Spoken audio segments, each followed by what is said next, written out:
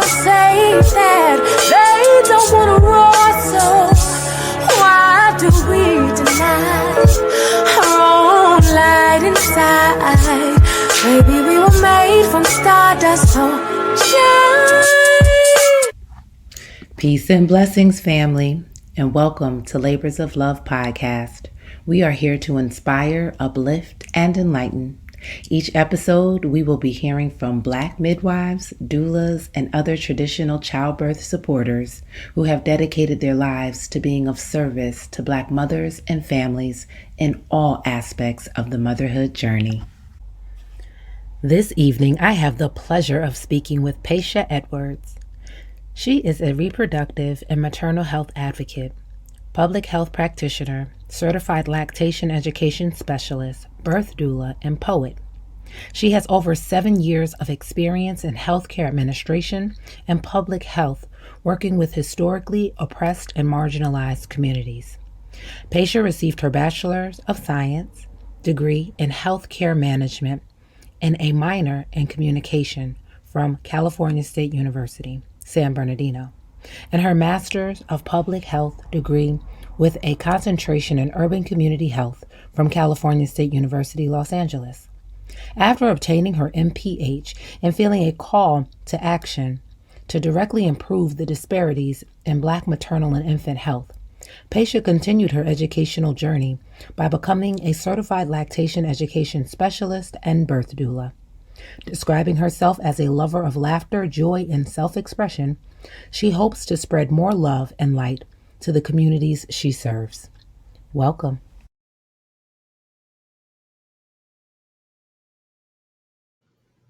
Greetings, greetings, greetings. I am so glad that you could join me this evening on Labors of Love.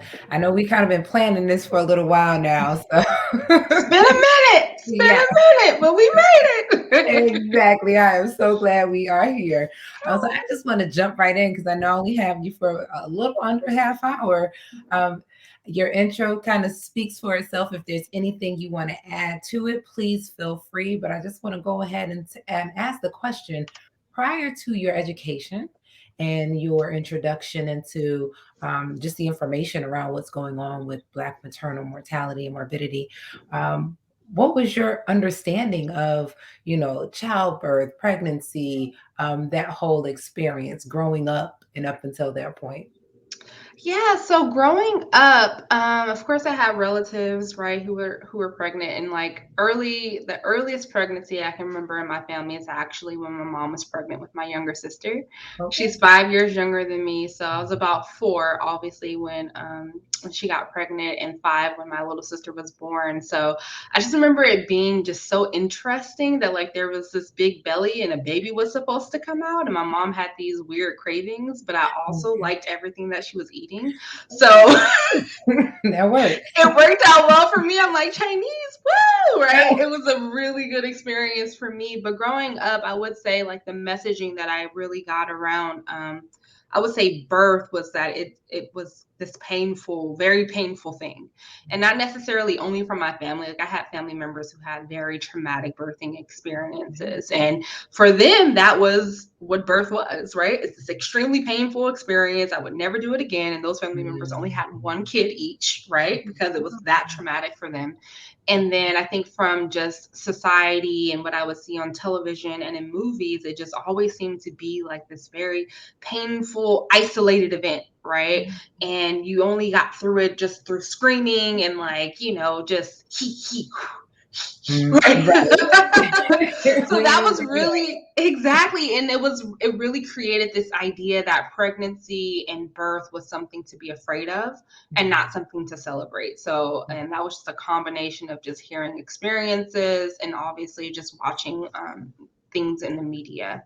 Yeah, can totally agree with that. Just growing up, what we saw, the shows, I was the first understanding outside of family was the Cosby Show, and just having those images. But it was always, even in those moments when it wasn't supposed to be like a scary thing, it was always still portrayed as something that was unpleasant. Right. So even if it was in a joking manner, so definitely can Mhm. resonate with that. So at what point in your journey did you realize like this is something I want to put more energy into? This is I would say that looking back, I've always had an interest in birth work. Even like as a young child, I was always interested in I would play with my Barbies, right? And have them like have a baby, right? But as I got older, it really started to shift for me and change. I would say in undergrad, definitely in undergrad, and just starting to understand more. I majored in healthcare administration, right? And so obviously overlap with public health, and starting to understand more about the disparities and why they exist in maternal and child health. And that's really interest really sparked. But it wasn't until grad school actually that I was like, oh, this is where I should be, right? I was already in the realm of like always preaching like, reproductive health and reproductive justice and all these other things. But when I got to grad school, I really discovered birth justice and everything that it was, and it came from literally sitting in a classroom. I will never forget sitting in a classroom, and my professor had a screen up and showing like different disparities, right? Everything from the different social determinants of health, right? And in every single category, right, Black mothers and birthing people and infants and children fared the worst. wow.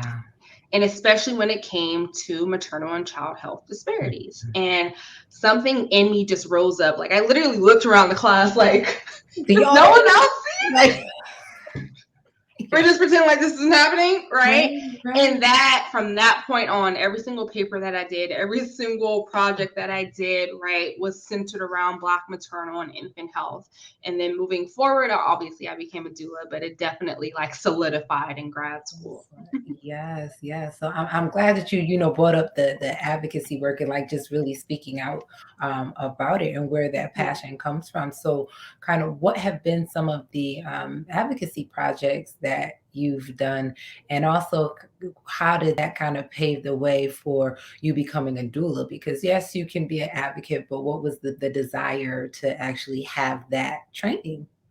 Absolutely. I feel like it was a combination of things. It started, like I said, it definitely started in undergrad, just advocating and like being very interested in different projects that were happening on campus. And then once I got to grad school and we were able to start really digging into, one of the things that I loved about my program is that we were really able to focus on community and look at things like the Healthy People, right, report, and look at things like that and really dig into the goals that were there. And, I learned in grad school how to start making public comments, right? And it really just started to bloom when I got there. Like all the passions that I had already had, and really the love that I had that I didn't realize I had. I'm like, oh, it makes so much sense, right? It really started to bloom because I learned how to be an advocate, honestly, through my program. I learned the importance of making public comment, right, when things go to the floor, right, and when you're voting on policy, right? I learned the importance of policy work and how in order to make any program move, you need some sort of policy to move it and to sustain it, right? And all of that just kind of led me into becoming a doula, I would say. And then even from that, it's opened up doors to now where I work currently, Expecting Justice. So I'm sure we'll get to later. So I apologize if I asked you that. Where I work now, Expecting Justice, one of our 3 focus areas is doula access, and a lot of the things that we do is centered around advocacy. For example, here in California, we have a bill called the Mama Miss Bill, the SB 65 bill, and part of that bill focuses on providing Medicaid doula coverage, right? Yeah. And so, I had a big role in the advocacy of that, whether it was social media advocacy, calling in, making public comment. I'm now sitting as a stakeholder on the work group for implementation of the actual bill. So all of it just kind of combines, but it really sparked and cultivated when I got into grad school and I started to realize this is how I put action behind my passion. Nice, very nice. So I guess that's definitely a great segue into what it is that you're currently doing with Expecting Birth.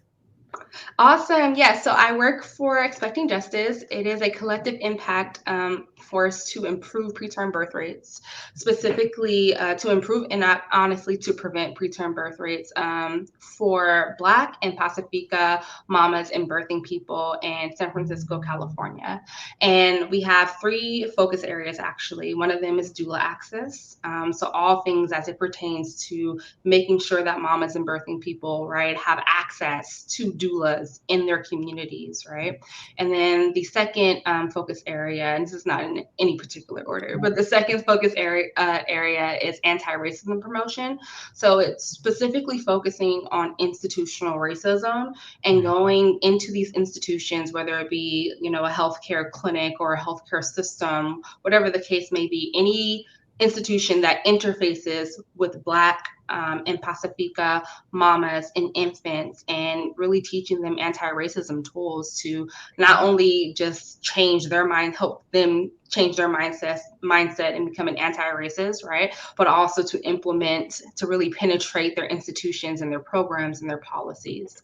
And then the last focus area is a income supplement program, which specifically looks at systemic racism. And it is an income supplement program for Black and Pacifica mamas and birthing people. And we provide $1,500 a month. $1,500 a month, no strings attached, for a certain set of, for 150. I believe we're working our way up. We're not quite at 150, but it's a 2-year program. It'll be 1,500 for 150 mamas and birthing people. So it's pretty awesome. That is. So this is a research study trying to see the impact of supplementing and having a livable wage. Is that absolutely not necessarily having a livable wage? So the idea behind it is that studies have been done to show that income, obviously your socioeconomic status, has an impact on birth. Specifically, it can improve preterm births, right? It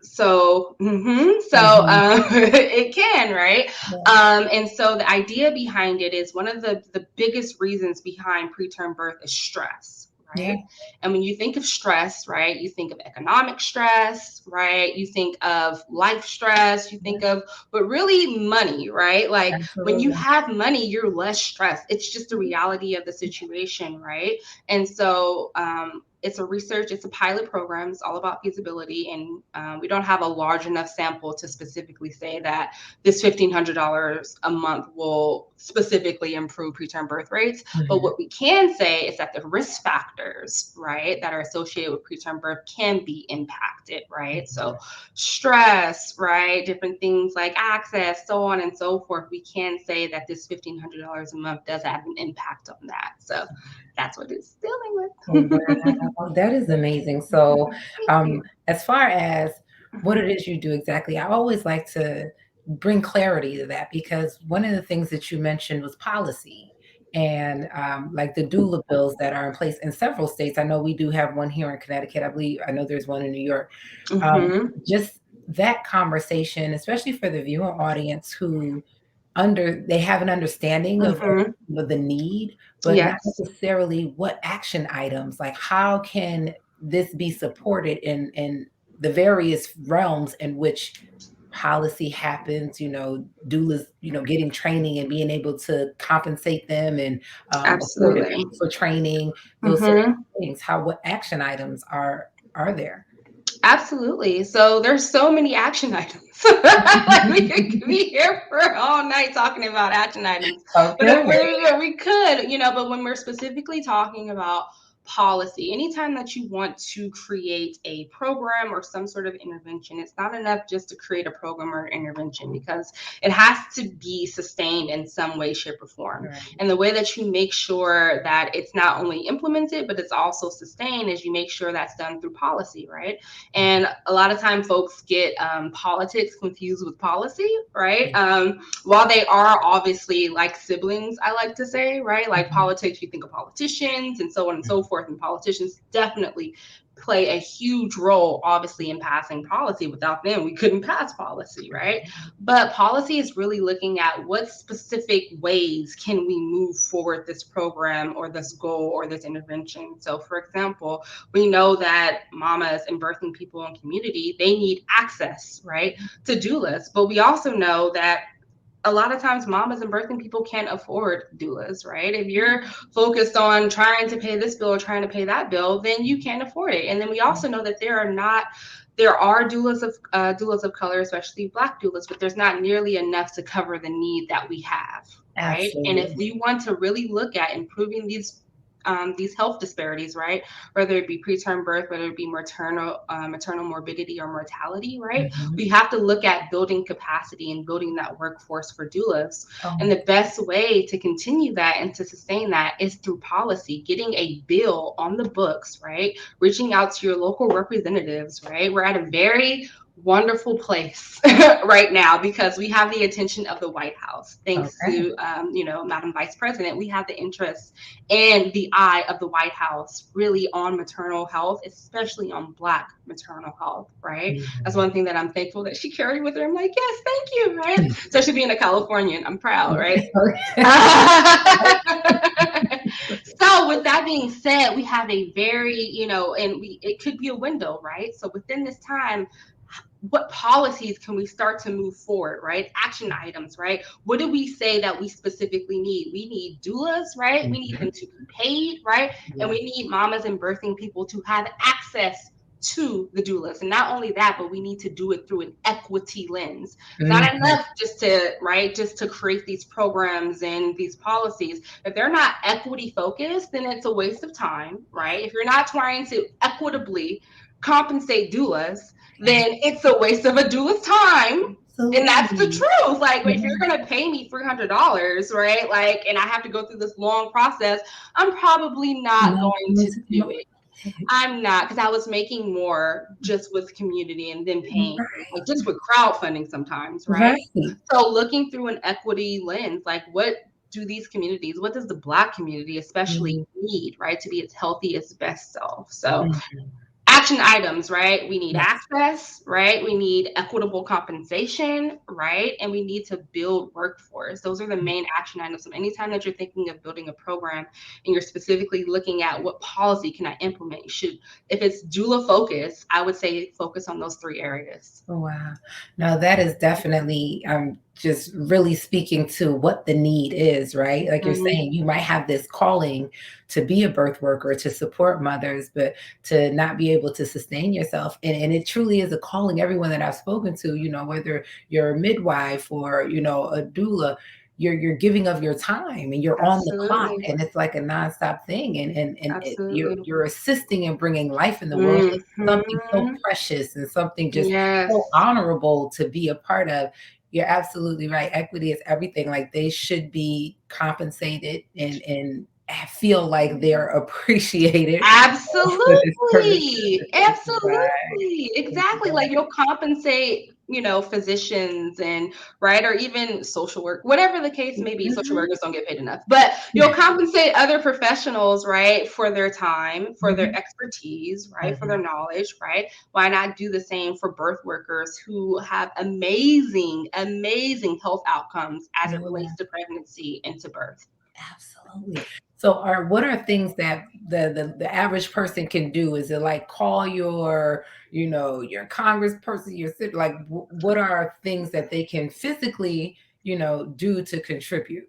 Absolutely, and I'm glad you asked that question. So actually on my organization's webpage, expectingjustice.org, you can go to the Take Action tab and it has very specific very specific action items for folks, whether you are a mama or birthing person, right? Whether you are just an advocate or whether you are what we like to call change makers, so policy makers, right? If you have leadership roles within health systems, right, at clinics, whatever the case may be, right? But I'm going to just say a few. So like you mentioned, something that you can do is literally call your local representative, right? Just Google, who is my representative? It's really that simple. You Google who your representative is, you call, like it's like a whole, it's really fun. It's always nerve-wracking the first time, I will say that, right? You call your local representative, they'll ask you probably like where you live, what your district is, you'll let them know, they'll ask, okay, what do you have to ask so-and-so, right? And then you'll say, well, I think that, maternal health, especially Black maternal health, is very important, and we need to make sure that we continue to have policies, right, that look to equitably improve Black maternal and infant health. Boom. Right. And the idea behind it is that they literally have someone there writing down those comments, right? They literally have a person who that's their responsibility, right? And they present that back to your representative. And this is just local. You can continue to go up the ladder, right? You can call any representative that you want, right? And they literally present that back to your representative, and they start to realize the more calls that you have coming in about something, my constituents, right, they're interested in this. Maybe I need to be interested in this too, because guess what? I need to be reelected. Absolutely.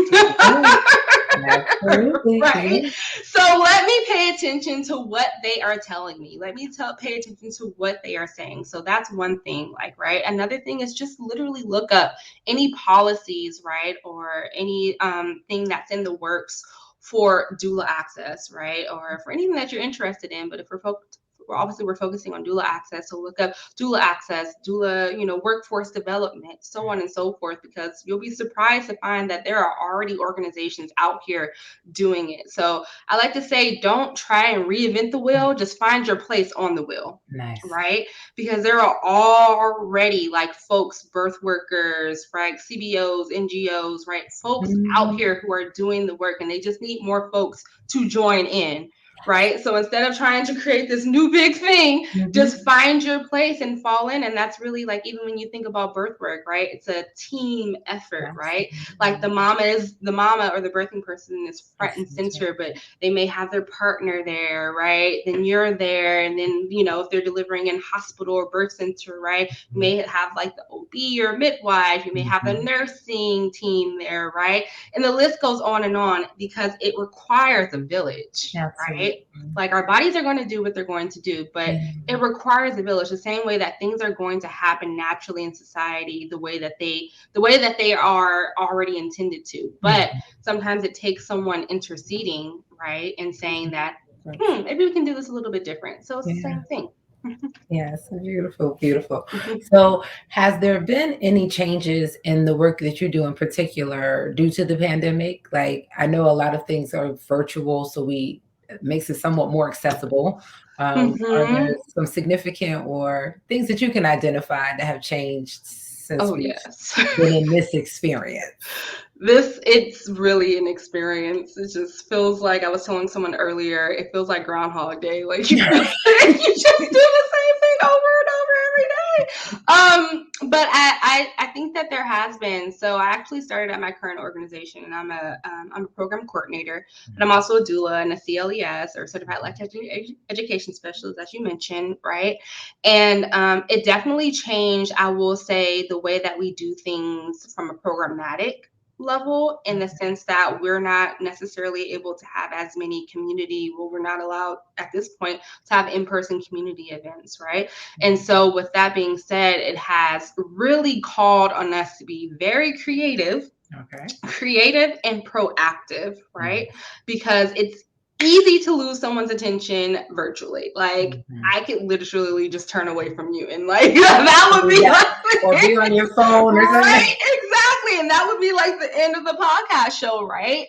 So being proactive and planning for that. One thing that Expecting Justice does is that we literally plan for that. We foresee that folks are going to start to get tired about this time. So we need to give them a stretch break. Things are falling asleep. We need to stretch together. We need to breathe. We need to incorporate like some humor, some joy, some laughter, right?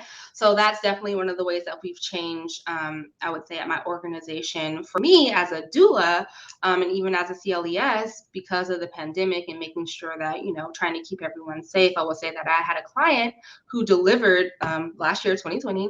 Baby was healthy, full term, Black, awesome, it was beautiful.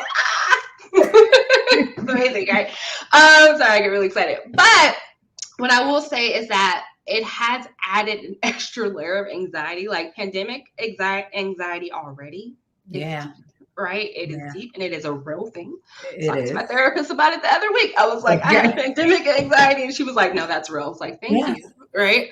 But it added a whole other layer on top of pandemic anxiety because you have this new baby, this new life coming in, who's completely vulnerable, whose immune system is built up, right? But not fully to the level that other folks are built up. So you're concerned about keeping baby safe. You're concerned about keeping mama or birthing person safe, right? Because if they go down, right, we have to make sure we keep that safe. You're concerned about keeping partner, right, support person who was there for your mama or birthing person safe, right? And this is just me speaking because I'm just like so public health conscious. I was concerned the whole entire time, or even when I would go to prenatals and my client had another child who was younger, I would want to make sure, that I'm paying attention and, I would not want to be the one to like accidentally like infect someone, but all of these things are constantly running through your mind. And not only that, many hospitals, due to the pandemic, they cut down the number of people who could attend the birth, right?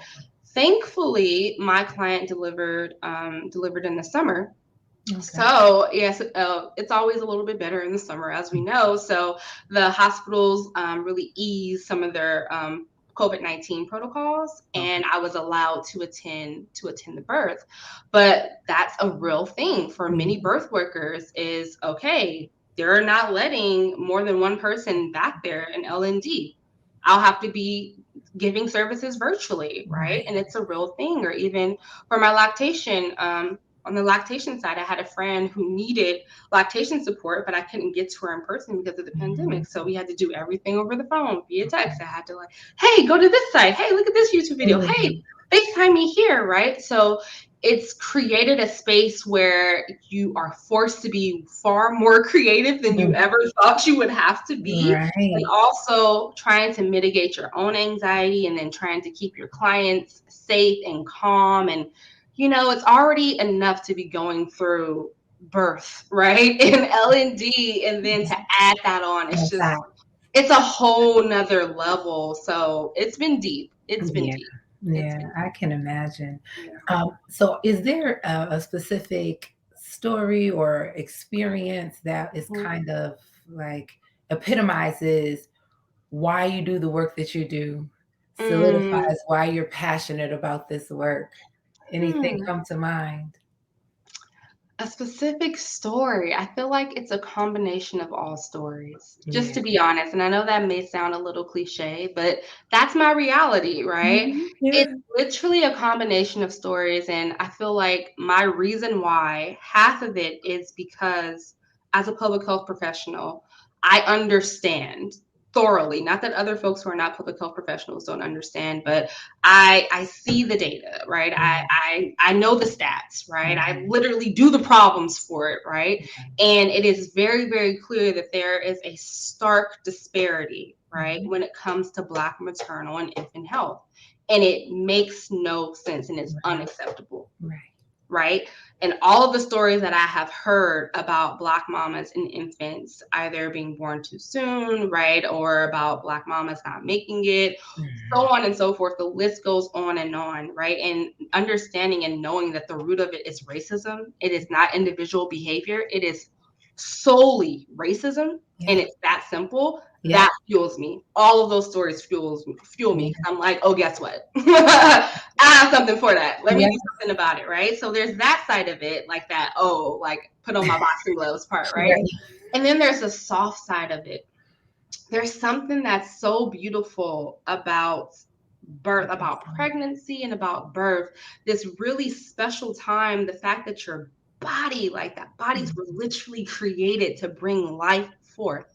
Right? And that they just do it on their own. I get a chill every time I think about it. Like, I am a birth nerd, so I'm like on Instagram, YouTube, watching birth videos till like 1 o'clock in the morning and like crying every single day. Oh my God, that is so beautiful, right? Like, every single time. I send my fiance's video, like my fiance videos, and he's like, okay, like, so it's a whole thing. And I'm like, but that's the other side, like the softer side of it, the joy, the pleasure, the just amazing, like natural, like hormones, right?